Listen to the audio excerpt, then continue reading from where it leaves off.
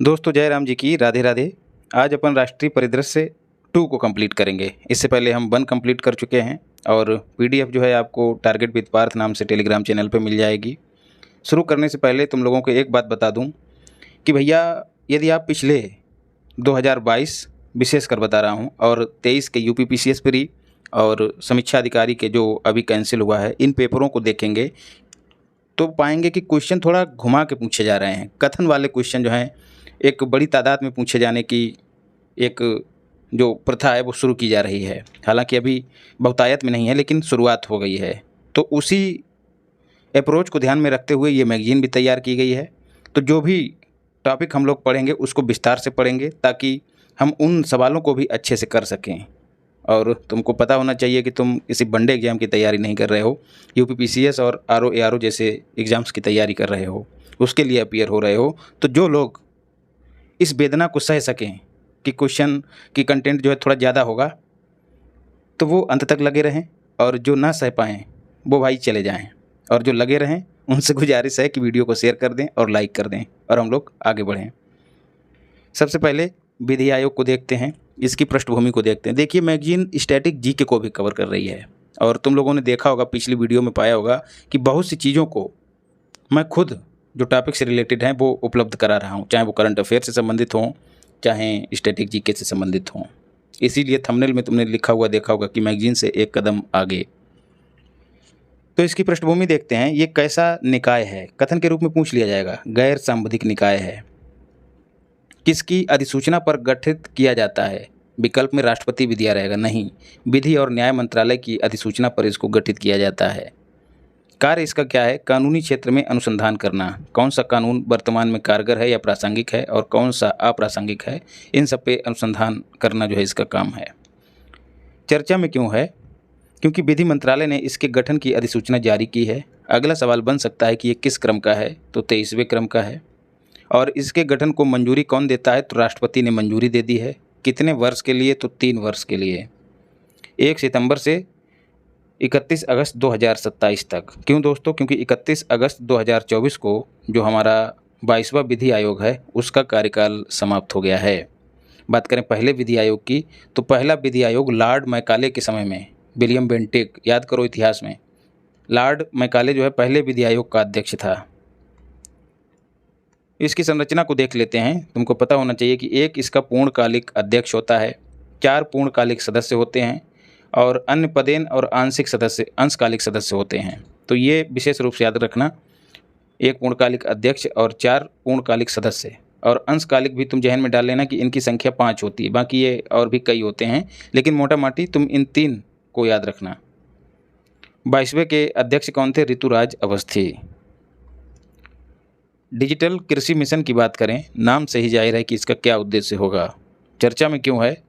क्योंकि 2 सितंबर 2024 को सरकार ने इसको शुरू करने की मंजूरी दे दी है। अगला सवाल जो बन सकता है कथन के रूप में कि इसका परिव्यय कितना है, तो 2817 करोड़ रुपए।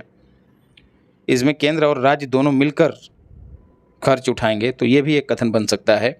केंद्र का हिस्सा 1940 करोड़ रुपए, शेष बचा हुआ राज्य का रहेगा। तो थोड़ा दिमाग को घुमा के चलिए कि कैसे कैसे क्वेश्चन बन सकते हैं। उद्देश्य दोस्तों इसका क्या है? डिजिटल पब्लिक इंफ्रास्ट्रक्चर DPI के विकास और टेक्नोलॉजी के यूज से किसानों के जीवन स्तर को ऊंचा उठाना। ठीक है, डिजिटल पब्लिक इंफ्रास्ट्रक्चर समझ रहे हो? इंटरनेट का इस्तेमाल करके एक तरह से कह सकते हो कि कृषि क्षेत्र में ई-गवर्नेंस को बढ़ावा देना, मतलब ज़्यादा से ज़्यादा कार्य जो है वो इंटरनेट के माध्यम से, मशीनों के माध्यम से होने लग जाए। बजट 2024-25 में केंद्र राज्यों के साथ मिलकर अगले 3 वर्षों के लिए डिजिटल पब्लिक इंफ्रास्ट्रक्चर को लागू करेंगे, ऐसा 2024-25 में कहा गया था। इसके लाभ क्या होंगे? कागजी कार्रवाई कम होगी, किसानों को ऑफिसों के चक्कर कम लगाने पड़ेंगे, घूस कम देनी पड़ेगी, भ्रष्टाचार कम होगा, सिंगल प्लेटफॉर्म पर सभी आंकड़े मौजूद रहेंगे। इससे क्या होगा? योजनाओं का लाभ आसानी से किसान ले सकेंगे, और इन सब का समन्वित परिणाम क्या होगा कि उनका जीवन स्तर जो है वो ऊपर उठ जाएगा। डिजिटल एग्रीकल्चर मिशन डैम के स्तंभ देख लेते हैं। एग्री स्टैक क्या है? एक डिजिटल प्लेटफॉर्म है, या फिर यूं कह सकते हैं कि ये एक एप्लीकेशन है। इसमें क्या होगा? सेवाओं और योजनाओं को जो एग्रीकल्चर और किसानों से संबंधित हैं उनको तेज़ी से पात्रों के पास या फिर किसानों के पास पहुंचाया जाएगा। कैसे पहुंचाएगा? तो इसके लिए किसान आईडी जारी करेगा, जिसमें भूमि अभिलेख, बोई गई फसल की जानकारी, किस किसान के पास कितना पशुधन है, क्या क्या संपत्ति है उसके पास, तो ये सब जानकारी इस किसान आईडी में रहेगी। अच्छा, इसके परीक्षण के लिए, किसान आईडी के परीक्षण के लिए 6 राज्यों में सर्वेक्षण चल रहा है। 6 राज्यों में सर्वेक्षण चल रहा है। ये 6 राज्य कौन कौन से हैं? एक यूपी, गुजरात, महाराष्ट्र, हरियाणा, पंजाब, तमिलनाडु। दक्षिण भारत के 2 हैं, महाराष्ट्र और तमिलनाडु। बाकी जो उत्तर भारत के कृषि प्रधान राज्य हैं, हरियाणा और पंजाब तो तुम खूब ही जानते होगे, और यूपी, और इधर गुजरात भी इसमें शामिल है। तो यहाँ पर सर्वेक्षण किया जा रहा है। यूपी के किस ज़िले में हो रहा है? फर्रुखाबाद में। ये भी तुम विशेष रूप से याद रखना, अदर स्टेट वाले इसको छोड़ भी सकते हैं। तो इस आईडी के लिए 6 राज्यों में सर्वेक्षण या फिर एक तरह से कहें एक्सपेरिमेंट चल रहा है। तो ये सब जानकारी जब इस आईडी पर रहेगी तो क्या होगा, किसानों को आसानी से सेवाओं का लाभ मिलेगा, आसानी से बीमा मिल जाएगा, आसानी से उनको लोन मिल जाएगा। मतलब सारी की सारी सुविधाएं जो हैं लगभग एग्री स्टैक पर मिलने लगेंगी। ये जो किसान आईडी है अगले 3 वर्षों में 11 करोड़ किसानों को देने का लक्ष्य रखा गया है। ये फैक्ट भी अपने जहन में डाल लो।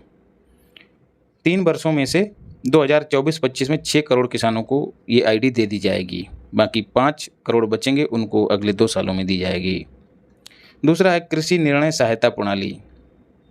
मतलब कृषि निर्णय लेने के लिए रिमोट सेंसिंग, मतलब सैटेलाइट के जरिए फसलों का, जल संसाधनों का, किस क्षेत्र में कैसी मिट्टी है, कैसा मौसम है वहाँ का, इन सबको एकीकृत किया जाएगा और उस आधार पे योजनाएं बनाने के लिए, नीतियां बनाने के लिए निर्णय लिया जाएगा। तो ये दूसरा जो आधार है, स्तंभ है, वो कृषि निर्णय सहायता प्रणाली है।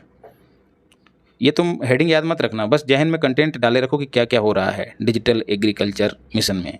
मृदा की प्रोफाइलिंग और मैपिंग की जाएगी। प्रोफाइलिंग जान ही रहे हो, उसके बारे में जानकारी, किस क्षेत्र की मृदा में कौन सा घटक है और कौन सी मृदा किस क्षेत्र में है, ये सब जानकारी मैपिंग से पता लगेगी। तो कहा गया है कि 142 मिलियन हेक्टेयर जो भूमि है उसका मानचित्र तैयार किया जाएगा, ताकि उस मानचित्र के जरिए फसलों का अनुमान लगाया जा सके कि किस क्षेत्र में कितने क्षेत्र पर कौन सी फसल है, और उस आधार पर किसानों की आर्थिक स्थिति भी तय की जा सकेगी। तो ये सब चीज़ें जो हैं कुल मिला के डिजिटल एग्रीकल्चर मिशन का हिस्सा हैं। India semiconductor mission most important है भाई, ISM। सेमीकंडक्टर और डिस्प्ले इकोसिस्टम के विकास की लंबे समय की योजना को जारी रखने हेतु इसको शुरू किया गया है।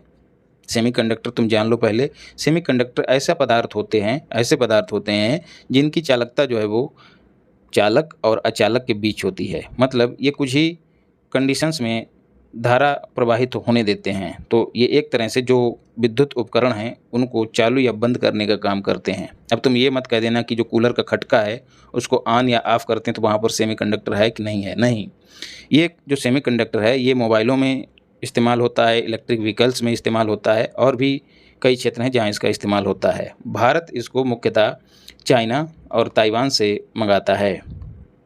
तो अब जो है भारत इस क्षेत्र पर फोकस कर रहा है, न केवल आत्मनिर्भर बनने के लिए बल्कि निर्यात करने के लिए भी। जो सेमीकंडक्टर के 2 उदाहरण हैं जो अक्सर पूछ लिए जाते हैं, सिलिकॉन और जर्मेनियम। तो सेमीकंडक्टर वही है कि फ़ोन को कैसे ऑफ करना है, कैसे ऑन करना है, ये सब चीज़ें जो है सेमीकंडक्टर अपने माध्यम से संपादित करता है। इससे पूर्व 2021 में सेमीकॉन इंडिया प्रोग्राम, अब कथन पूछा जाएगा कि सेमीकॉन इंडिया प्रोग्राम कब शुरू हुआ था? 2021 में। कितने व्यय के साथ शुरू हुआ था? 76,000 करोड़। याद रखिएगा, ये सेमीकॉन इंडिया प्रोग्राम है और जो हम अभी पढ़ रहे हैं वो इंडिया सेमीकंडक्टर मिशन है। ठीक है, पहले प्रोग्राम शुरू हुआ और अब मिशन शुरू किया जा रहा है। मतलब अब और बड़े स्तर पर काम किया जाएगा। भारत को सेमीकंडक्टर पैदा करने का हब बनाया जाएगा और उस क्षेत्र में निवेश भी आकर्षित किया जाएगा। यही सब इसके लक्ष्य हैं। चर्चा में क्यों है? क्योंकि गुजरात में जे का मतलब है गुजरात में सेमीकंडक्टर यूनिट की स्थापना को गवर्नमेंट ने मंजूरी दे दी है। गवर्नमेंट में वी ये वाला रहेगा, वाल वाला सुधार लेना। कहाँ ये स्थापित होगी? तो साणद में। किस कंपनी की ये इकाई होगी? तो कायंस सेमीकॉन प्राइवेट लिमिटेड। 3300 करोड़ की लागत से इसकी स्थापना हो रही है और ये जो है 60 लाख पर डे चिप्स का निर्माण करेगी। सेमीकंडक्टर चिप्स का ये निर्माण करेगी, खाने वाले आलू के चिप्स नहीं, सेमीकंडक्टर। पूर्व में अन्य स्थापित इकाइयां हैं, तुम इन सब इकाइयों को याद कर लो कि कौन सी कहाँ स्थापित है। तो साणद में एक और है माइक्रॉन टेक कंपनी की। इसके अलावा गुजरात में धोलेरा, वो टाटा और ताइवान दोनों मिलकर स्थापित किए हैं। साणद में ही एक और है जो जापान और थाईलैंड ने स्थापित की है, और मोरीगांव असम में टाटा ने अकेले स्थापित की है। तो ये कुछ इकाइयाँ हैं, कुछ क्या, ये सारी की सारी जो अब तक स्थापित करने के लिए मंजूरी पा चुकी हैं। जो इंडिया सेमीकंडक्टर मिशन के तहत यहाँ से निष्कर्ष निकलता है कि कुल 5 यूनिट्स को स्थापित करने की मंजूरी मिल गई है, जिनमें से इन 5 में से 3 तो अकेले साणद में है गुजरात में, या फिर कहें कि 4 गुजरात में है। क्यों? क्योंकि 3 साणद में और 1 धोलेरा में। 4 गुजरात में हो गई, बची एक कौन सी? मोरीगांव। ये कहाँ है? असम में। तो अपने जहन में डाल लेना बढ़िया से। और जो तुमको बता दें कि एक ग्रेटर नोएडा में यूनिट स्थापित करने के लिए योजना बनाई जा रही है, अभी उसको मंजूरी नहीं मिली है। ये मैं तुमको अचूक मार्ग सामग्री में कराया हूँ। 9 सितंबर 2024 को हाल की बात है, यूएसए ने इंडिया सेमीकंडक्टर मिशन में साझेदारी करने की घोषणा की है। और यूएसए ने सेमीकंडक्टर के क्षेत्र में काम करने के लिए अपने यहाँ एक फंड स्थापित किया है जिसका नाम है ITSI। तो इसका नाम भी तुम याद कर लेना, पूछ लिया जाएगा कि ITSI फंड किस देश का है। तो इसकी फुल फॉर्म है international technology security innovation fund. ये विशेष रूप से सेमीकंडक्टर को समर्पित फंड है। तो पूछ लिया जाए कि हाल ही में किस देश ने भारत में सेमीकंडक्टर के उत्पादन को बढ़ावा देने के लिए भारत के साथ समझौता किया है या साझेदारी की है, तो वो है USA। सुप्रीम कोर्ट को देखते हैं भाई। इसकी पृष्ठभूमि में देखते हैं पहले कि इसका प्रावधान जो है वो संविधान के अनुच्छेद 124 में किया गया है। इसकी स्थापना 26 जनवरी 1950 के दिन हुई थी और इसका उद्घाटन 2 दिन बाद 28 जनवरी 1950 को किया गया। और जो पहले CJI हैं वो हरिलाल कानिया थे। 28 जनवरी 2025 को स्थापना की 75वीं वर्षगांठ मनाई जाएगी। तो यदि पूछ लिया जाए कि सुप्रीम कोर्ट की स्थापना की 25वीं वर्षगांठ हम कब मना रहे हैं या भारत जो है 2025 में मना रहा है, कथन 1। कथन 2, इसकी स्थापना 28 जनवरी 1950 को ही थी। उपयुक्त में से कौन से सही हैं? अब तुम इसमें कन्फ्यूज हो सकते हो, तो थोड़ा इस तरह से क्वेश्चनों को जनरेट करने का प्रयास किया करिए। अभी क्यों चर्चा में भैया? 1 सितंबर 2024 को द्रौपदी मुर्मू जो कि हमारी राष्ट्रपति हैं, उन्होंने ध्वज और इसके प्रतीक चिन्ह का अनावरण किया। ध्वज में दोस्तों ये किस रंग का होगा ये भी तुम याद कर लेना, नीले रंग का ध्वज है। और इस ध्वज में संविधान के पन्नों से, अब जैसे ध्वज है, मान लिया ये ध्वज है गोल, ये इस तरह से ध्वज है, ये नीले रंग का है और इस पे संविधान की किताब बनी है, पन्ने बने हुए हैं, खुली हुई किताब एक तरह से। तो संविधान के पन्नों से सुप्रीम कोर्ट का भवन जो कि सुनहरे कलर का है, गोल्डन कलर का, वो निकलता हुआ दिखाया जा रहा है। अब तुम इसको सर्च करके देख लेना। मेरे पास इतनी यहाँ पे टेक्नोलॉजी नहीं है कि मैं उस चित्र को यहाँ पे चिपका दूँ, ना ही उतने संसाधन हैं। तो ये जो भवन होगा ये गोल्डन कलर का होगा और जो झंडा है, जो ध्वज है, वो नीले कलर का होगा, जहन में बैठा लो। और इस भवन के ऊपर अशोक चक्र बना होगा। पूरी डिजाइन के नीचे यह तो धर्मस्ततो जया, मतलब जहाँ धर्म है वहीं जीत है। ये इसका लोगो है। बात करें इसके प्रतीक की, तो यही पूरा डिजाइन जो है प्रतीक कहलाएगा। यही झंडे पे जो पूरी आकृति है उसी को डिजाइन कहा गया है। और एक आपने और कथन सुना होगा, धर्मो रक्षति रक्षिता। धर्म उसकी रक्षा करता है जो धर्म की रक्षा करता है, इसलिए हम सबको धर्म से चलना चाहिए। राष्ट्रीय जिला न्यायालय सम्मेलन 31 अगस्त से 1 सितंबर के बीच आयोजित हुआ। कहाँ आयोजित हुआ? भारत मंडपम, तुम्हें पता ही होगा, नई दिल्ली में है। उद्घाटन इसका किसने किया? तो मोदी जी ने। ऑप्शन में तुमको अपने CJI भी दिए रहेंगे। और इसी अवसर पर एक सिक्का और स्मार्ट टिकट जारी किया। काहे के लिए? स्थापना के 75वें वर्ष के लिए। वाढवण पत्तन या फिर पोर्ट का शिलान्यास किया गया है अगस्त 2024 में। महाराष्ट्र के किस जिले में? पालघर जिले में डहाणू नामक नगर के पास मोदी जी ने इसका शिलान्यास किया। असल में आर्थिक गतिविधियां और व्यापार में लगातार इजाफे के चलते जो पोर्ट पहले से मौजूद हैं उन पे ज़्यादा लोड बढ़ रहा है, तो उसी आवश्यकता को पूरा करने के लिए, मतलब लोड को कम करने के लिए ये काम किया गया है। इसकी लागत जहन में डाल लो, 76,220 करोड़। निर्माण इसका कौन कर रहा है? तो वाढवण पोर्ट प्रोजेक्ट लिमिटेड। विश्व के 10 बड़े पोर्ट में से एक ये हो जाएगा और भारत के भी बड़े पोर्टों में ये शामिल हो जाएगा। हर मौसम में ये काम करेगा। इससे क्या होगा? व्यापार और आर्थिक विकास को बढ़ावा मिलेगा, आर्थिक गतिविधियों को बढ़ावा मिलेगा। इंडिया में मेजर पोर्ट की संख्या कितनी है? बड़े बंदरगाहों की संख्या 12 है। और ये जो बंदरगाह हैं, ये जो पोर्ट हैं, ये किसके अधीन काम करते हैं? ऑप्शन में राज्य सरकार भी रहेगा, नहीं, पूर्णतः केंद्र के अधीन काम करते हैं। और ये शासित किस अधिनियम से होते हैं? तो ये अधिनियम भी तुम याद कर लेना, पोर्ट अथॉरिटीज एक्ट 2021। फिर है कंटेनर पोर्ट परफॉर्मेंस इंडेक्स, ये जून 2024 में जारी किया गया, चौथा संस्करण है। जारीकर्ता कौन है? तो वर्ल्ड बैंक और ग्लोबल मार्केट इंटेलिजेंस। दूसरा चाहे तो तुम छोड़ देना, लेकिन वर्ल्ड बैंक को गांठ में बांध लेना। हमारे यहाँ कहते हैं गांठ में बांध लो। पहली बार 100 पोर्ट्स में इंडिया के 9 पोर्ट शामिल हुए हैं। पहली बात गांठ में बांधो। फिर चाइना का यांगसान पोर्ट जो है ऑल ओवर पहले स्थान पे है, और ये रैंक जो है उसने लगातार दूसरे वर्ष हासिल की है। इंडिया का विशाखापत्तनम जो कि आंध्र प्रदेश में है, उसको 19वां स्थान प्राप्त हुआ है। मतलब इंडिया में इसको पहला स्थान और पूरे विश्व में 19वां स्थान प्राप्त हुआ है। BKP का मतलब विशाखापत्तनम है। जवाहरलाल नेहरू पोर्ट को 96वां स्थान प्राप्त हुआ है। तो इंडिया में पहला स्थान पाने वाला पोर्ट विशाखापत्तनम है, और उसके बाद दूसरा स्थान जवाहरलाल नेहरू पोर्ट का, जो कि 96वें ऑल ओवर वर्ल्ड में 96वें स्थान पे है। और पहले स्थान पे यांगसान पोर्ट चाइना का। कुछ महत्वपूर्ण पोर्ट दिए तो उसमें कई थे, मतलब सारे 12 के 12 दिए थे, लेकिन तुमको उसमें से अधिकतर याद थे, लेकिन जो कन्फ्यूज कर देते हैं उनको मैं यहाँ पे दे रहा हूँ। श्यामा प्रसाद मुखर्जी या फिर SP मुखर्जी पोर्ट कहाँ है? कोलकाता में है। कामराजर पोर्ट, अब विकल्प में असम भी दिया रहेगा क्योंकि उसका पुराना नाम कामरूप हुआ करता था। कामराजर पोर्ट तमिलनाडु में है। चिदम्बरनार पोर्ट तमिलनाडु में है। दीनदयाल पोर्ट कच्छ गुजरात में है। 12 है नए औद्योगिक शहर, मोस्ट इंपॉर्टेंट है भैया। अगस्त 2024 में सरकार ने इनकी स्थापना को मंजूरी दी है। 12 औद्योगिक शहर कितने राज्यों में स्थापित किए जाएंगे? तो 10 राज्यों में स्थापित किए जाएंगे। और ये कितने गलियारों से जोड़े जाएंगे? तो 6 गलियारों से जोड़े जाएंगे। चुनाव में हरियाणा के कारण केवल 11 शहरों की ही घोषणा की गई है, क्योंकि हरियाणा में चुनाव है और चुनाव था जब घोषणा हुई, और उस दौरान यदि इसको शामिल कर लिया जाता तो आचार संहिता का उल्लंघन हो जाता। तो अब यहाँ पर तुमको मैंने चीज़ें बारीक तरीके से निकाल के दी हैं मैगजीन से।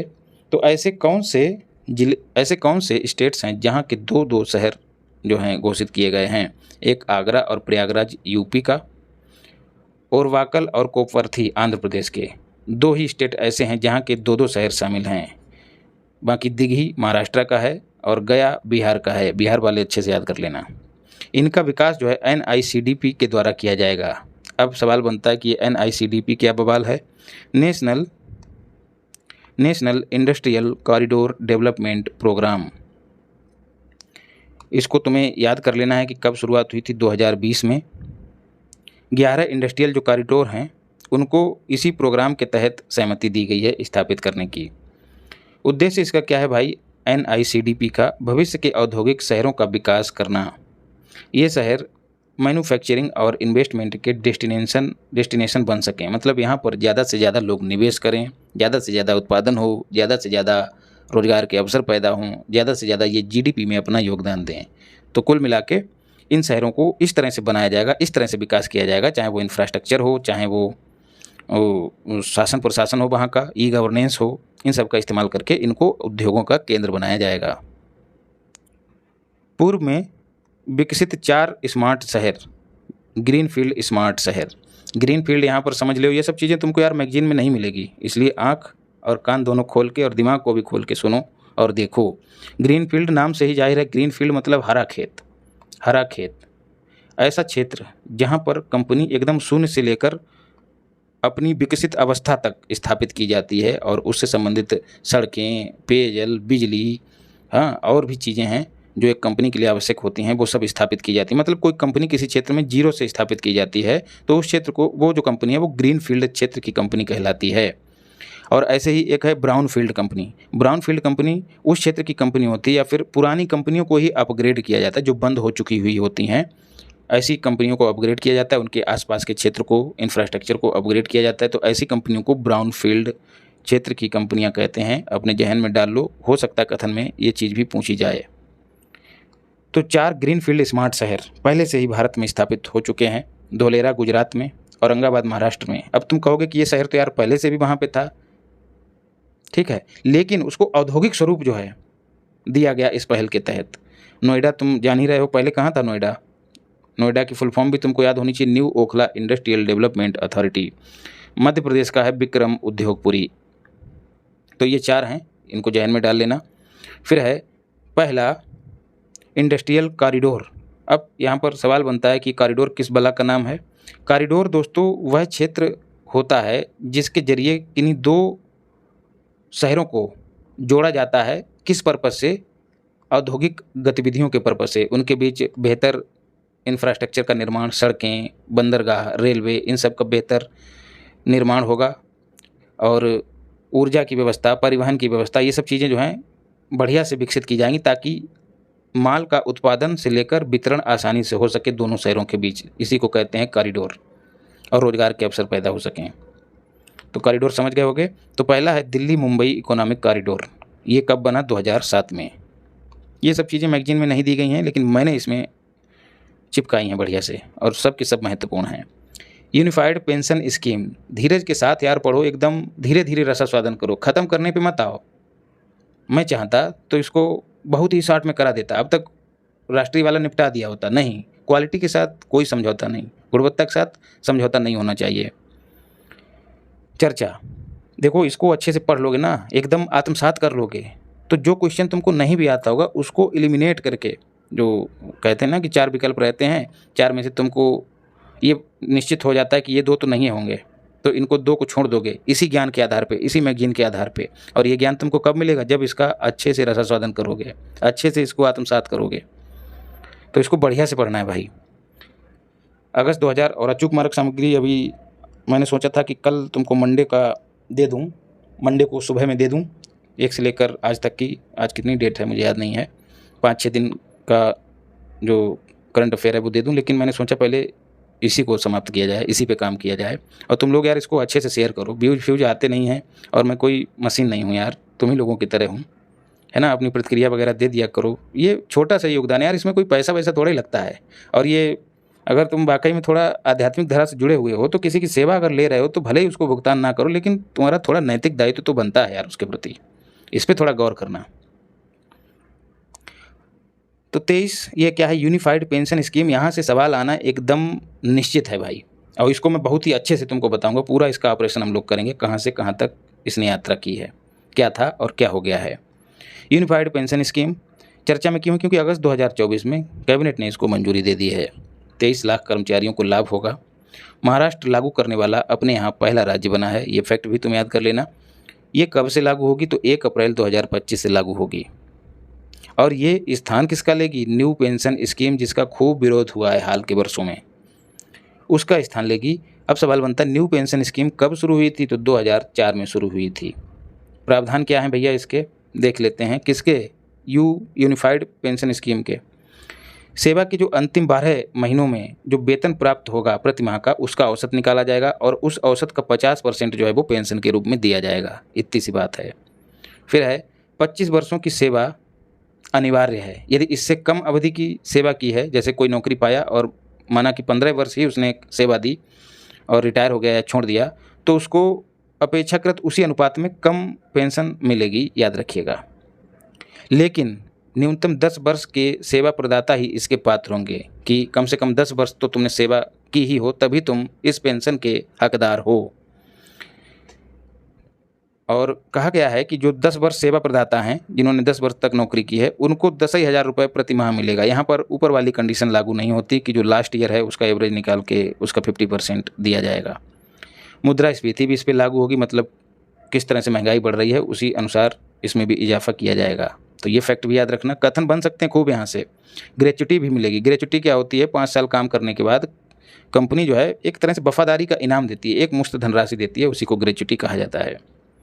अब एक जो महत्वपूर्ण पॉइंट है वो ये भी है कि ये जो पेंशन दी जाएगी वो एक फंड से दी जाएगी। उस फंड में 10% कर्मचारी योगदान देगा, ठीक है, अपना जो भी वेतन होगा उसका 10% इस फंड में जमा करेगा, और सरकार जो है 18.5% जमा करेगी, ठीक है, 18.5% सरकार जमा करेगी। तो इसी से यह पेंशन दी जाएगी। अब यहाँ पर देखते हैं ओल्ड पेंशन स्कीम। ये 2004 से पहले कायम थी। 50% पेंशन मिलनी ही मिलनी थी, कोई योगदान नहीं था, कर्मचारी का योगदान 0 था। मुझे नहीं पता कि सरकार कहाँ से देगी, मुझे चाहिए, मिलना ही था भाई। महंगाई भत्ता भी उसमें ऐड होता था और एक तरह से गारंटी होती थी कि मुझे मिलेगा ही मिलेगा। न्यू पेंशन स्कीम 2004 से लागू हुई अटल बिहारी की सरकार से। उसमें गारंटी नहीं थी क्योंकि उसमें कर्मचारियों को बराबर का योगदान देना पड़ता था। जो मैंने फंड ऊपर बताया है उसमें जितना योगदान कर्मचारी देगा उतना ही योगदान सरकार देगी। जैसे 10% अपने वेतन का कर्मचारी ने जमा किया इस फंड में तो उसका 10% सरकार देगी। तो ये गारंटी नहीं थी इसमें, लेकिन ऊपर देखो गारंटी है, कोई पैसा नहीं देना है, सरकार को हमें देना ही देना है। तो ओल्ड पेंशन स्कीम की मांग इसीलिए अभी भी की जा रही है, क्योंकि जो न्यू पेंशन, जो यूनिफाइड पेंशन स्कीम है, वहाँ पर भी देखो योगदान दे ही रहा है कर्मचारी, और कर्मचारी ऐसा चाहते नहीं हैं, है ना। उनका तर्क है कि तुम लोग यार अपनी भरपूर पेंशन पाते हो, जितनी बार विधायक बनते हो, जितनी बार एमपी बनते हो, सब अच्छे से पाते हो, उसमें कोई टर्म्स एंड कंडीशंस नहीं, और हमारे लिए जो देश चलाते हैं पूरा, उन पे दुनिया भर की चीज़ें लाद दी गई हैं। एनपीएस बादशाह ये भी इम्पॉर्टेंट है। अंशदान पेंशन स्कीम है। अंशदान मतलब जो पेंशन प्राप्त करता है वो इसमें अपना एक हिस्सा जमा करेगा। अवयस्क नागरिक, जो जिसको कहें नाबालिग, जिनकी आयु 18 से कम है, वो इसके पात्र हैं। अब 18 से कम है तो भैया भारत में तो कमाने से रहे, है ना। तो जो इसमें अंशदान करेगा, कौन करेगा? माता पिता और उनके अभिभावक। प्रतिवर्ष 1000 रुपये जमा करेंगे, और जैसे ही बच्चा उनका वयस्क हो जाएगा, मतलब 18 साल का हो जाएगा, तब उनको पेंशन के रूप में एक निश्चित धनराशि मिलने लगेगी। वयस्क होने पर पेंशन प्रति माह मिलने लगेगी। अभी क्यों चर्चा में? क्योंकि 18 सितंबर 2024 को एनएस का मतलब निर्मला ताई, उन्होंने नई दिल्ली से इसे लॉन्च किया, और इसकी घोषणा जो है 2024 के बजट में की थी। NIRF इंडिया रैंकिंग 2024 इंपॉर्टेंट है भाई। जारी कौन करता है? पहला कथन या फिर कहें पहला इंपॉर्टेंट फैक्ट जो तुम्हें याद रखना है, शिक्षा मंत्रालय इसको जारी करता है। ठीक है। इसका पहला संस्करण कब जारी हुआ था? तो 2016 में। ये इसकी घोषणा 2015 में हुई थी। और काम क्या है? जो उच्च शिक्षण संस्थान हैं भारत में, उनकी कार्यप्रणाली के आधार पर, मतलब कौन सा शिक्षण संस्थान, यूनिवर्सिटी कैसा प्रदर्शन कर रहा है, उस आधार पे उसको रैंकिंग दी जाएगी। तो कार्यप्रणाली के आधार पर शिक्षण संस्थानों की रैंकिंग तैयार की जाती है NIRF इंडिया रैंकिंग में। चर्चा में क्यों है? अगस्त 2024 में, अभी हमने ऊपर पढ़ा, शिक्षा मंत्रालय जारी करता है। तो धर्मेंद्र प्रधान जो कि शिक्षा मंत्री हैं, इन्होंने इसको जारी किया है। कहाँ से? भारत मंडपम, जो कि नई दिल्ली में है। ये चौथा संस्करण है, तो ये 9वां संस्करण है। 3 श्रेणियाँ इसमें नई शामिल की गई हैं। 8 पहले से हैं, 3 और शामिल की गई हैं, बस अपने जहन में डाल लो। उसमें राज्य विश्वविद्यालयों को शामिल किया गया है, और मुक्त विश्वविद्यालय जैसे इग्नू है उसको शामिल किया गया है, और कौशल विकास विश्वविद्यालयों को, यूनिवर्सिटीज़ को शामिल किया गया है। तो 3 नई श्रेणियाँ इसमें शामिल हुई हैं, तो कुल 11 श्रेणियाँ हो गई हैं। उनके आधार पर रैंकिंग जारी होती है। ओवरऑल कैटेगरी में IIT मद्रास ने लगातार 9वें वर्ष पहला स्थान प्राप्त किया है। IISc जो कि बेंगलुरु में है, इंडियन इंस्टीट्यूट ऑफ साइंस, उसने दूसरा स्थान पाया है। तो पहला और दूसरा, इवन तुम पहला ही याद रखना, लेकिन दूसरा भी जहन में डाल लो। अब यहाँ पे एक सवाल ये भी पूछा जा सकता है कि यूपी का कौन सा विश्वविद्यालय या संस्थान जो है इसमें शामिल हुआ है? तो IIT कानपुर, उसको 5वां स्थान, रैंक भी याद रखनी है, ठीक है। तो IIT कानपुर। यूपी में दूसरा स्थान BHU को मिला है, कानपुर IIT पहले पे है। यूपी की बात हो रही है, और पूरे भारत में कानपुर, IIT कानपुर 5वें नंबर पे है। कौशल विश्वविद्यालय जो इस बार पहले स्थान पर रहा है, तो सिम्बायोसिस स्किल्स यूनिवर्सिटी जो कि पुणे में है, क्योंकि कौशल विकास पे सरकार बहुत जोर देती है, इसलिए उसको देना जरूरी था। सकल पर्यावरण उत्पाद सूचकांक मोस्ट इंपॉर्टेंट है। UKD बोले तो उत्तराखंड, D इसलिए लगा दिया क्योंकि UK एक यूनाइटेड किंगडम वाला भी होता है। वो इसको जारी करने वाला पहला राज्य बना है। कब इसको जारी किया? जुलाई 2024 में जारी किया। किसने जारी किया? जो वहाँ के CM है पुष्कर सिंह धामी। उद्देश्य क्या है? जो इकोनॉमी है राज्य की, उसको इकोलॉजी से, पारिस्थितिकी से इसको जोड़ना। ठीक है, कैसे? अभी आगे बताते हैं। ग्रॉस इन्वायरमेंट प्रोडक्ट इंडेक्स, इसके 4 घटक हैं। इसी को कहते हैं सकल पर्यावरण उत्पाद सूचकांक। तो इसके 4 घटक हैं, मृदा, जल, वन और वायु। इन 4 के चारों को तुम्हें याद कर लेना है। और कहा गया है कि जो ग्रॉस इन्वायरमेंट प्रोडक्ट इंडेक्स है, GEP इंडेक्स, ये बताएगा कि विकास की प्रक्रिया में, विकास काहे का हिस्सा है? इकोनॉमी का। विकास की प्रक्रिया में इन घटकों में क्या बदलाव हुआ है, ये बताएगा। इसीलिए देखो विकास की बात हो रही है, विकास इकोनॉमी से जुड़ा हुआ है और इकोनॉमी को इकोलॉजी से जोड़ा गया है। ठीक है, जैसे कोई अर्थव्यवस्था पर्यावरण को कितना नुकसान, मतलब कोई नीति जो है सरकार की, राज्य सरकार की, वो पर्यावरण को कितना नुकसान पहुंचा रही है, उस आधार पे ये इंडेक्स जारी किया जाएगा। इसके घटक 4 हैं, इनकी संख्या भी याद रखना। तो इससे क्या होगा, सरकार को नीतियाँ बनाने में मदद मिलेगी। कैसी नीतियाँ? पर्यावरण अनुकूल नीतियाँ। SDG India index most important है भैया। पहली बार कब जारी किया गया था? तो 2018 में जारी किया गया था। कौन जारी करता है? तो UNDP, United Nation development programme, और भारत का नीति आयोग। उद्देश्य क्या है भैया? जो SDG सस्टेनेबल डेवलपमेंट गोल्स, जिनकी संख्या है 17 है, उनकी प्रगति के आधार पर राज्यों की रैंकिंग निर्धारित करना। ठीक है, कौन सा राज्य कितनी प्रगति किया है सतत विकास लक्ष्यों को पाने में, उस आधार पर इनकी रैंकिंग तैयार की गई है। चर्चा में क्यों है? क्योंकि 12 जुलाई 2024 को जारी किया। चौथा संस्करण था भाई, चौथा संस्करण था। जारी किसने किया? प्रधानमंत्री ने या फिर नीति आयोग के उपाध्यक्ष जिनका नाम है सुमन बेरी। तो सुमन बेरी ने जारी किया है। विषय इसका क्या था? विकसित भारत की ओर सतत प्रगति और समावेशी विकास। मोस्ट इम्पॉर्टेंट है। कितने लक्ष्यों को शामिल किया गया है? तो 16 सतत विकास लक्ष्यों को, 70 उपलक्ष्य और 113 संकेतक के आधार पर इस इंडेक्स को तैयार किया गया है। अब तुम्हारे जहन में आएगा कि जो SDG हैं उनकी संख्या तो 17 होती है, लेकिन इसमें 16 ही शामिल किए गए हैं। तो एक जो सतत विकास लक्ष्य है, सस्टेनेबल डेवलपमेंट गोल है, जिसको मैंने तुमको क्रॉनिकल पढ़ाते वक्त भी बताया था, वो है कौन सा? 14 है, जिसमें जल के अंदर जीवन की बात कही गई है। तो जब तुम देखोगे कि भारत का जो स्ट्रक्चर है उसकी बड़ी संख्या में कितनी संख्या है जो समंदर से सीमा साझा करते हैं? शायद कितने हैं यार, 17 राज्य हैं, एग्जैक्ट मुझे याद नहीं आ रहा है। तो कुछ ही राज्य हैं जो समुद्र से सीमा साझा करते हैं। ठीक है, समुद्र से सीमा साझा करते हैं, तो इसका मतलब वो समंदर के अंदर जो उनकी नीतियां हैं, उनके द्वारा जो काम किया जा रहा है समुद्री जैव विविधता को बचाने का, उसको संवर्धित करने का, तो उन्हीं का इसमें आकलन किया जाएगा। जो बीच वाले हैं वो रह जाएंगे। तो इसके कारण ये सही से मूल्यांकन नहीं हो पाएगा, मतलब जो इंडेक्स है वो गड़बड़ा जाएगा। इसलिए ये 14 वाला छोड़ दिया गया, क्योंकि सब राज्य जो हैं समंदर से सीमा साझा नहीं करते हैं। तो 16 लक्ष्य इसीलिए शामिल किए गए। एक जो छोड़ा गया है वो भी तुम्हें याद रखना है, SDG 14 है, इसमें लिख लेना, मुझसे छूट गया है, लिख लेना इसमें। SDG इंडेक्स 2023-24 में इंडिया का कंपोजिट स्कोर कितना है? 71। ठीक है, अब बात करें SDG 1 गरीबी और SDG 8 आर्थिक विकास, SDG 13 जिसमें क्लाइमेट एक्शन, मतलब जो जलवायु परिवर्तन है, उसकी 13वीं की गई है। इसमें मैंने एक छोटी सी वीडियो दी थी जिसमें मैंने सारे ट्रिक्स बताए थे कि किस तरह से सतत विकास लक्ष्यों को आसानी से याद किया जाए। बहुत ही आसान तरीके से बताया था, उसको जाके देख लेना। यहाँ से पिछली बार 2 क्वेश्चन पूछ लिए गए थे और मुझे लगता है 3 क्वेश्चन पूछे गए थे। तो यहाँ से क्वेश्चन आना तय रहता है, तो अगर उसको देख लोगे तो तुम्हारा आसानी से तैयार हो जाएगा। तो SDG 1 गरीबी उन्मूलन की बात, SDG 8 और SDG 13। 8 मतलब आर्थिक को आर्थिक पढ़िएगा तो मतलब SDG 8, SDG 8। बेहतर प्रगति जो है इंडिया ने की है किसमें? 1, 8, 13 है जो सतत विकास लक्ष्य हैं, इनमें बेहतर प्रगति की है और इसको जो है फ्रंट रनर श्रेणी में रखा गया है। तो ये इसका टाइटल भी याद रखना, फ्रंट रनर श्रेणी में। कुल 24 राज्य और यूटीज फ्रंट रनर हैं। इसको काट देना है, ये मुझे ठीक नहीं लगा है, इसको तुम लोग काट देना। SDGs में सर्वाधिक सुधार जो है किन राज्यों में हुआ, उनका क्रम तुम्हें अच्छे से याद कर लेना है। पहले स्थान पे यूपी, दूसरे स्थान पे जम्मू एंड कश्मीर और तीसरे स्थान पे उत्तराखंड। यदि पूछ लिया जाए कि दूसरा राज्य कौन सा है तो उत्तराखंड हो जाएगा। शीर्ष राज्य कौन सा है?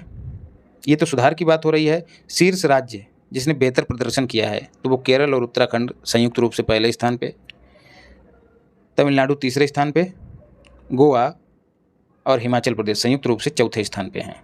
याद कर लेना अच्छे से। दूसरा इसमें इसलिए नहीं क्योंकि केरल और उत्तराखंड को एक साथ लिया गया है। तो अक्सर क्रम भी पूछ लिया जाता है, लेकिन तुमको पहला वाला तो पता ही होना चाहिए। अंतिम स्थान पे कौन है? तो बिहार। बड़ा ही दुर्भाग्य है बिहार वालों का। अंतिम जो राज्य है जो बहुत ही फिसड्डी रहा है सस्टेनेबल डेवलपमेंट गोल्स के मामले में, वो बिहार है। उसके बाद झारखंड। यूटीज में शीर्ष स्थान चंडीगढ़ को मिला है। अब लक्ष्यों में प्रदर्शन को देख लेते हैं, लक्ष्य के हिसाब से किस राज्य ने किस लक्ष्य में कैसा प्रदर्शन किया है। तो SDG 1 गरीबी की बात हो रही है, जिसमें उसमें तमिलनाडु ने बेहतर स्कोर किया है, प्रदर्शन किया है। और केंद्र शासित प्रदेशों मतलब यूटीज की बात करें तो दादर नागर हवेली और दमन दीव। SDG 2 जिसमें भुखमरी की बात की गई है, केरल और पुदुचेरी। SDG 3 स्वास्थ्य की बात की गई है, गुजरात और दिल्ली। SDG 4 शिक्षा की बात की गई है, केरल और दिल्ली में। केरल तुमको पता है सर्वाधिक साक्षरता है यहाँ पर, तो ये तो तुमको ऐसे ही याद हो जाएगा, शिक्षा में बेहतर प्रदर्शन केरल ने किया है। और मैंने जो तुमको बताया था कि खाद्य सुरक्षा सूचकांक पिछली वीडियो में, उसमें केरल पहले स्थान पे है। तो ये भुखमरी भी कहीं ना कहीं खाद्य सुरक्षा से संबंधित है। तो भुखमरी वाला जो SDG है 2, उसमें भी केरल ने अच्छा प्रदर्शन किया है। SDG 5 लैंगिक समानता, नागालैंड और लक्षद्वीप, ये इंपॉर्टेंट है क्योंकि ये नॉर्थ ईस्ट का राज्य है। SDG 6 स्वच्छ जल, गोवा और अंडमान निकोबार। SDG 7 हेवन की बात होती है, और हेवन में क्या होता है, लाइटिंग होती है, स्वच्छ ऊर्जा सूरज वाली होती है वहाँ पर, क्लीन एनर्जी। SDG 7 यही सब ट्रिक बताए थे मैंने, उसमें यूपी भी शामिल है और अन्य राज्य भी शामिल हैं। और SDG 13 जिसमें क्लाइमेट एक्शन, जो क्लाइमेट चेंज है उसकी 13वीं की बात की गई है। एक्शन होगा तो मारा जाएगा तो उसकी 13वीं होगी।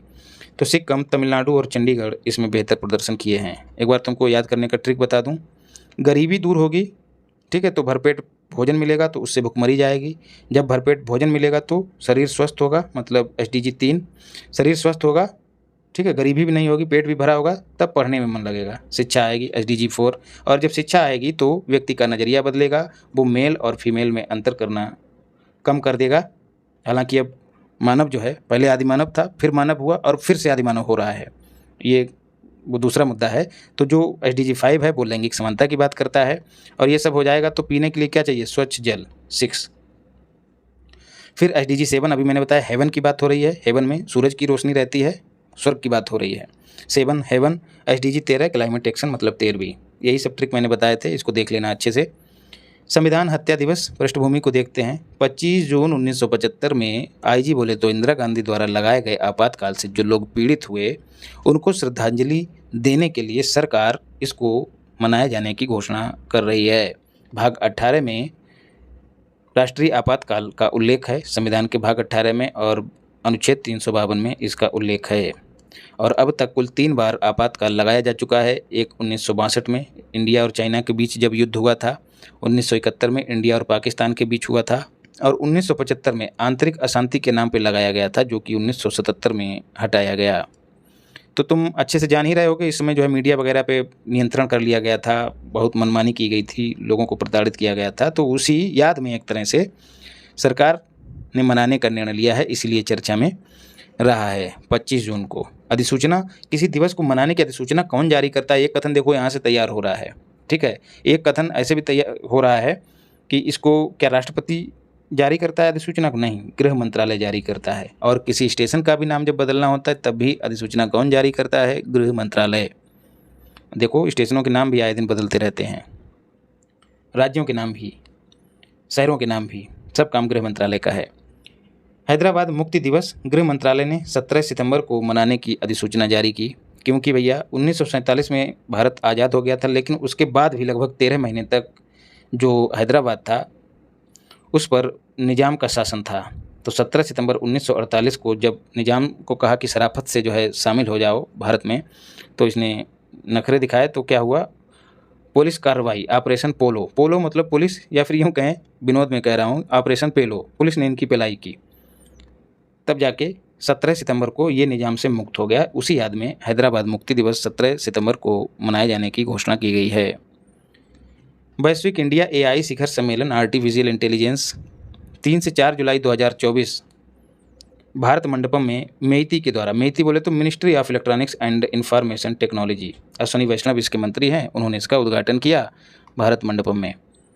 उद्देश्य क्या है? सुरक्षित आर्टिफिशियल इंटेलिजेंस के विकास को आगे बढ़ाना according to AI India mission, जिसके 7 स्तंभ हैं, ठीक है। अगर पूछ लिया जाए कि AI इंडिया मिशन के कितने स्तंभ हैं? 7।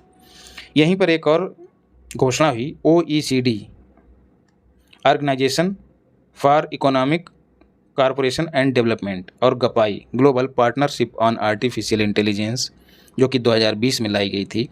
इंडिया इसके संस्थापक सदस्य देशों में से है। 2024 में इंडिया इसका अध्यक्ष भी है, गपाई का। तो इन दोनों के बीच इंटीग्रेटेड पार्टनरशिप की घोषणा हुई, मतलब मिल के काम करेंगे, गपाई और OECD। ये फैसला भी इस शिखर सम्मेलन में लिया गया। 16 जून को एआई प्रशंसा दिवस मनाया जाता है। अच्छा क्वेश्चन बन सकता है। मार्च 2024 में यूएनओ ने आर्टिफिशियल इंटेलिजेंस को विनियमित करने के लिए प्रस्ताव पारित किया था। ये भी तुम अपनी गांठी में बांध लो। इंडिया एआई मिशन 2024, ये मार्च 2024 में सरकार ने इसको मंजूरी दी थी, जिसे अभी हमने ऊपर पढ़ा, जिसके कितने स्तंभ हैं? 7। और इसका बजट परिव्यय कितना है? 1371 करोड़ रुपए। 1000 नहीं, 10,000 फॉर नेक्स्ट 5 ईयर्स, अगले 5 सालों के लिए। उद्देश्य क्या है? Artificial ecosystem.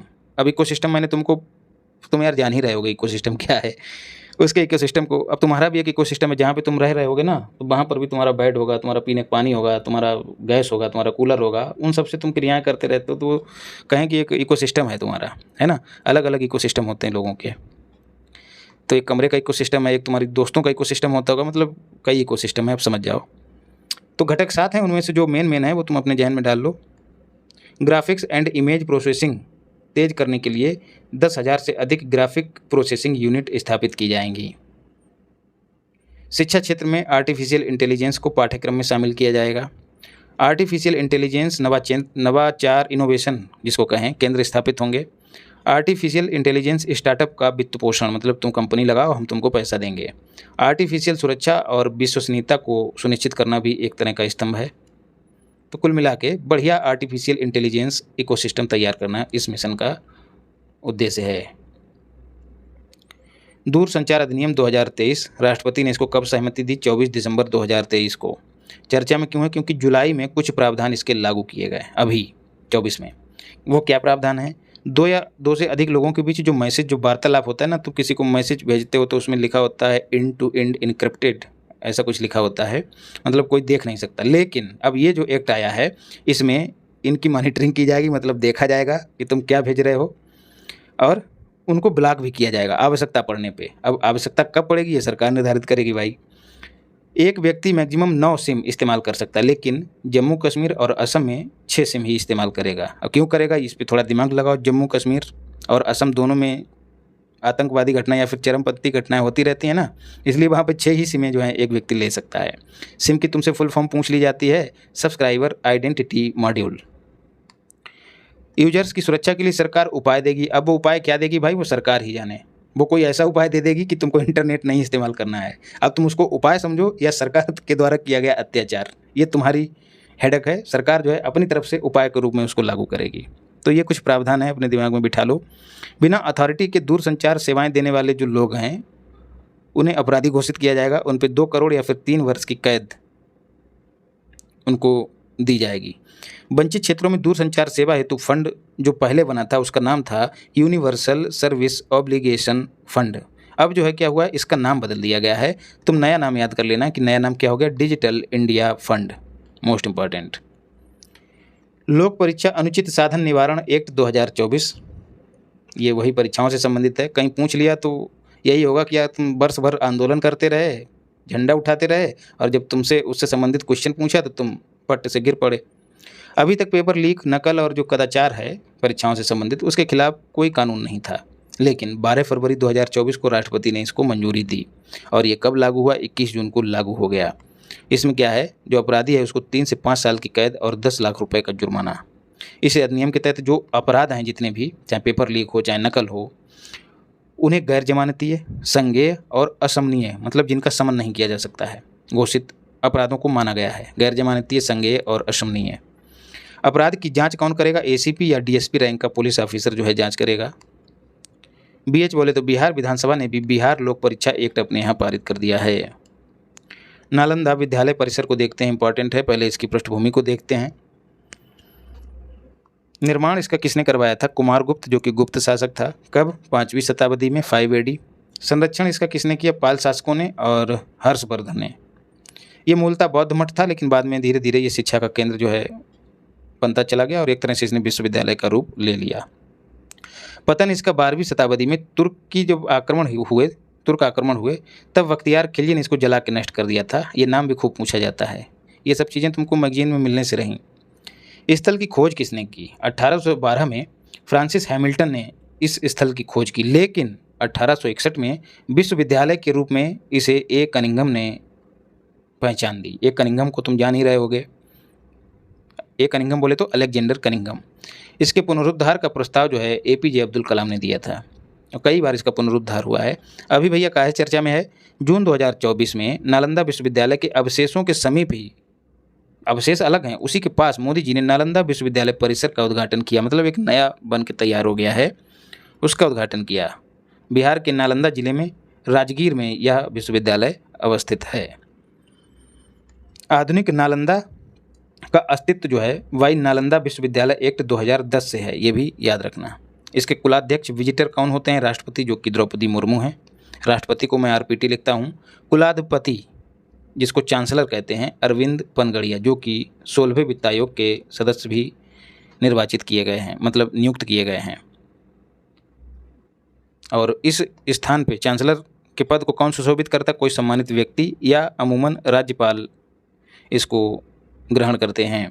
इसके काम क्या होते हैं ये तुम देख लो। दीक्षांत समारोह, जब वो टोपी ओपी लगा के डिग्री बांटी जाती है, तो ये सब यही, इन सब प्रोग्राम में यही हेड होता है। और जो विश्वविद्यालय से संबंधित कोई नीति है उसको बनाने के लिए डायरेक्शन देता है चांसलर।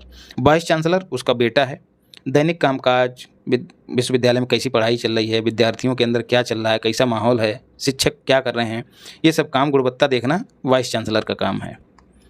उद्घाटन में 17 देशों के अतिथि भी शामिल रहे हैं। स्मृति वन भूकंप संग्रहालय, पृष्ठभूमि देखते हैं।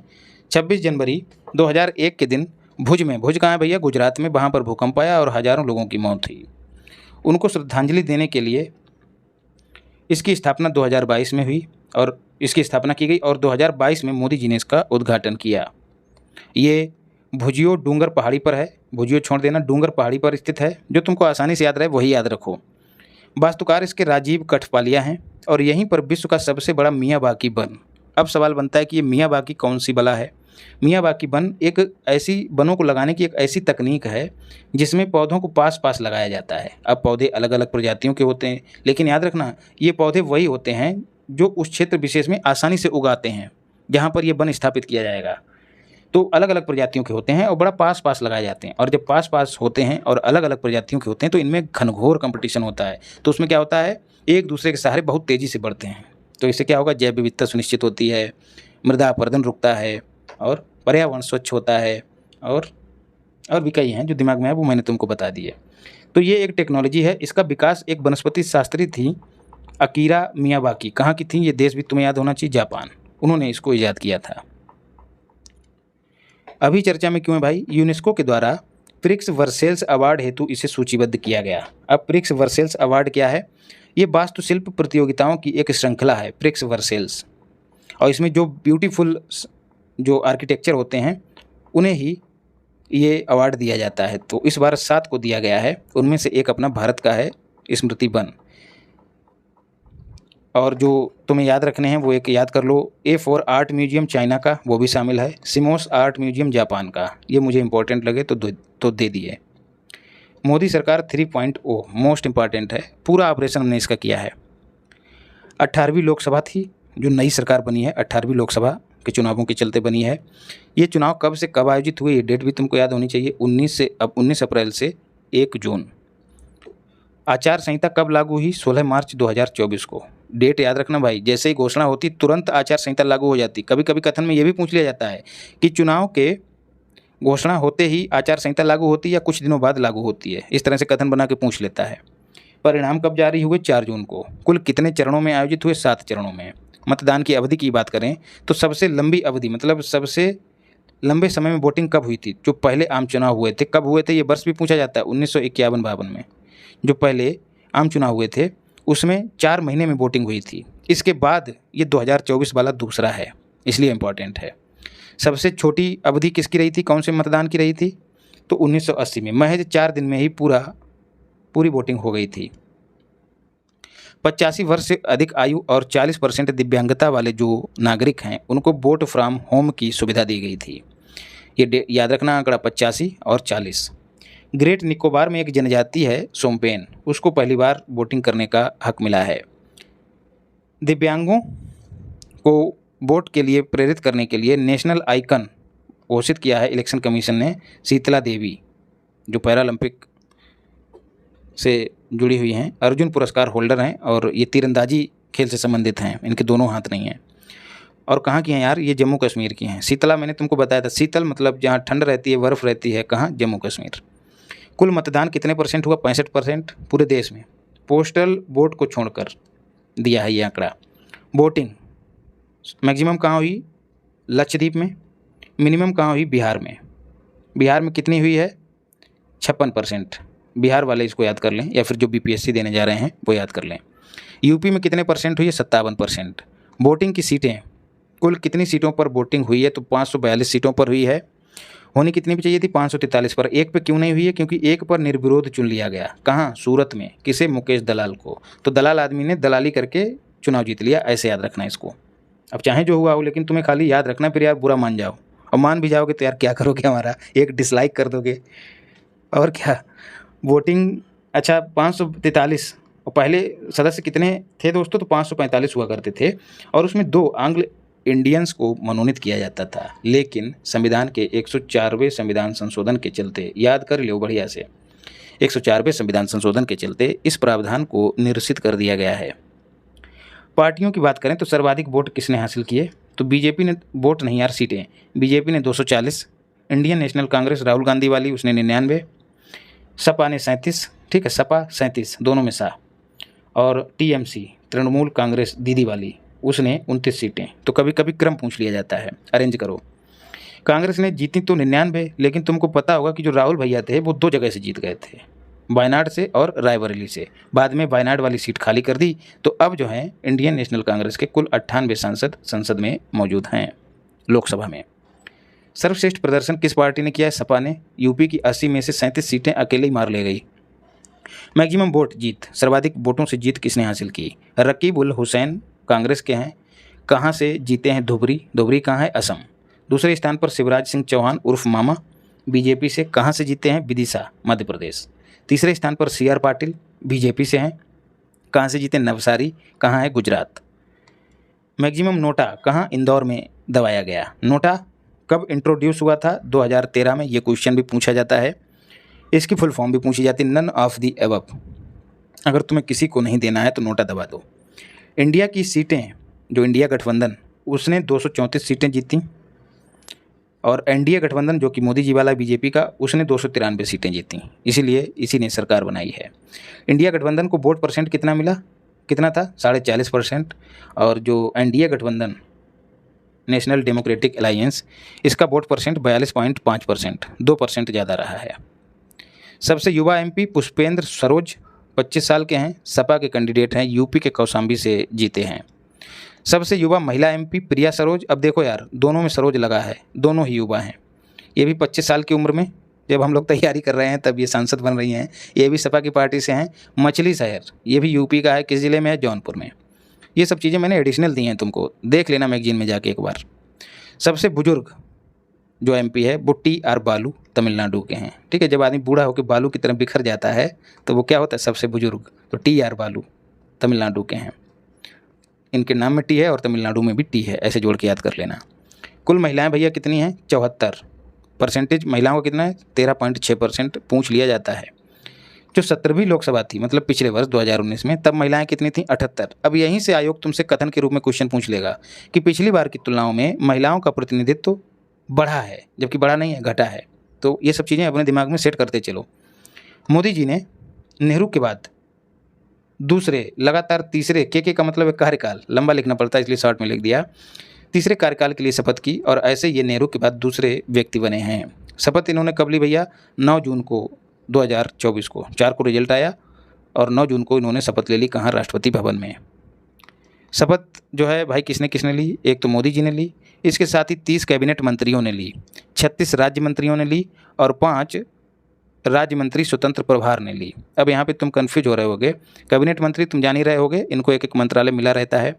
राज्य मंत्री क्या होते हैं और राज्य मंत्री स्वतंत्र प्रभार क्या होते हैं। ये जो राज्य मंत्री होते हैं, ये दोस्त कैबिनेट मंत्री की मदद करने के लिए ही होते हैं। तुमने देखा होगा कि कोई कैबिनेट मंत्री कहीं व्यस्त होता है तो उसकी जगह पे राज्य मंत्री जाके उद्घाटन कर देता है। अक्सर तुम करंट अफेयर में पढ़ते होगे। कभी कभी विदेश मंत्रालय के काम उसका प्रतिनिधित्व करने के लिए राज्य मंत्री विदेश की यात्रा कर रहा है, होता है ऐसा। और जो स्वतंत्र प्रभार का जो मंत्री होता है ठीक है, वो उसको अलग मंत्रालय मिला रहता है, लेकिन अपेक्षाकृत इसके अधिकार इसकी तुलना में कम होते हैं, मतलब इसकी पावर थोड़ा कम होती है कैबिनेट मंत्री से। और राज्य मंत्री तुम जान ही रहे हो पिछलग्गू होते हैं। तो बात करी जाए मंत्रिमंडल कितने सदस्यों से बना है, 72, जिनमें एक अपने आप में मोदी जी हैं। तो कुल 72 सदस्य हैं मोदी 3.0 में।